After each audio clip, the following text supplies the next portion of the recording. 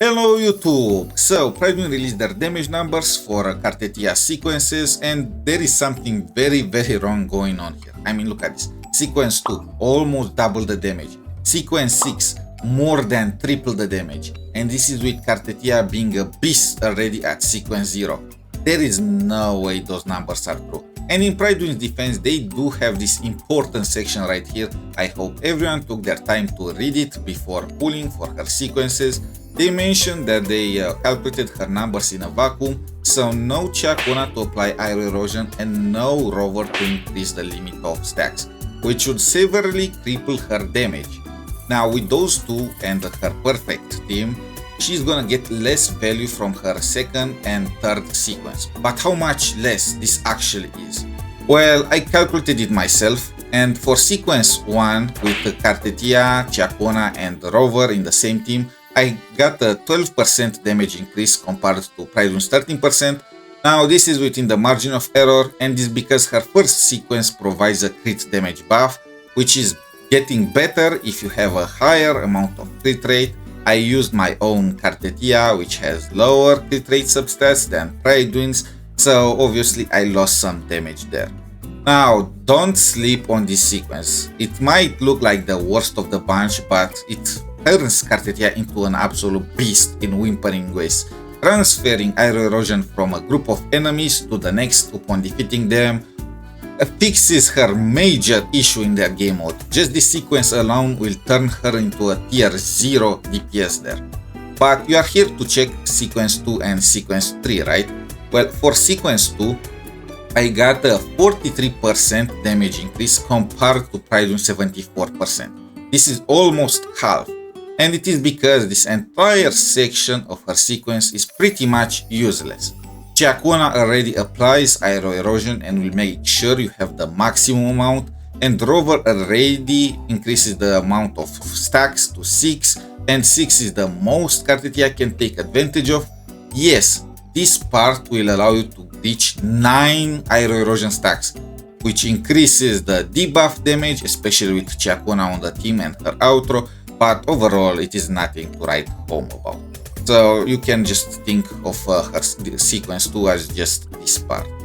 For sequence 3, I got a 85% increase in damage, again almost half of Prydwen's, because this part is truly worthless. Ciaccona again will make sure you have the maximum amount of aero erosion stacks. So her entire sequence 3 is this sentence alone, doubling the damage of her liberation, which is crazy when you think about it, because she already gets a 100% crit damage buff for it from her sequence 1. It becomes pretty much a nuke, and this is more than enough to provide the 85% damage increase compared to her sequence 0, which is almost the same increase as her sequence 2. Her other sequences are not as interesting. Her sequence 4 provides a buff for her entire team, which is better when she has a team. But Aero Rover's damage is garbage to begin with, so that leaves Ciaccona alone, and she's not built as a DPS in this instance. So yeah, her sequence 5 is pretty much wasted. I don't really understand what was their thought process here. So Aero Rover already provides enough killing. I never felt like I needed more outside of using her solo. So there you have it. She becomes an absolute unit. She doesn't need anything. She needs no rover at this point. But yeah, her sequence 6, this part is again pretty much worthless. You are always gonna have maximum aero erosion on targets. You don't need to reapply it with your liberation, especially since you are gonna have her sequence 3 at this point plus Ciaccona. I guess you are gonna deal more aero erosion debuff damage because you no longer remove the stacks, so you don't need to go from 0 again. But yeah, and this part again, nothing to write home about. Even more aero erosion debuff damage because you can apply it, you can trigger it once. It is just this part. Her sequence 6 is just 40% more damage from Fleur de Lis. Taking all this into account, does this mean that Cartethyia sequences are not worth it? Well, no, they are still the best sequences in the entire game. At sequence 2, she gets a 43% damage increase, Let's take a look. 𝗶𝗵, 30% damage increase. 𝗖cie, 15% damage increase. Camellia, 35% damage increase. Carlotta, 31% damage increase.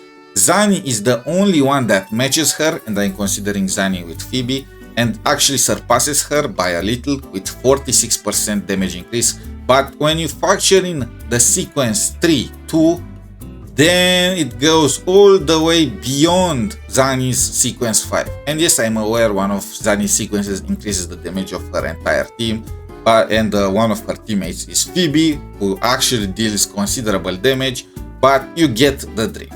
Jian, again, sequence 2, 10% increase. Changliao, 25% increase.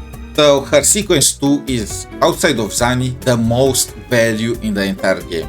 And if you think about her sequence 3 too, then she already matches the sequences 5 of pretty much all the DPSs in the game. Hope this helped you get the full picture of her sequences. If it did, what are you waiting? Press that like and subscribe button. It helps a ton.